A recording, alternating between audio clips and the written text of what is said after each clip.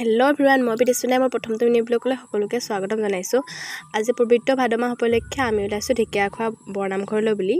আৰু নামঘৰত শৰাই দিবৰ কাৰণে আমাৰ ইয়াতে ফল মূল কিবা কিবি বজাৰ কৰি লৈছে। মোৰ ভইচটো ইগন'ৰ কৰিব দেই, ইমান ভাল নহয়। আহি আমি পালোহি প্ৰথমখন গেট পাৰ হৈ আহি আমাৰ ইয়াতে গাড়ী ৰখালে। যিহেতু একেবাৰে ওচৰলৈকে গাড়ী নাযায়, সেইবাবে আমি অকণমান দূৰ খোজকাঢ়ি যাব লাগিব, মানে বহুত ভিৰ হৈ আছে। এয়া আহি আমি নামঘৰ পালোহি।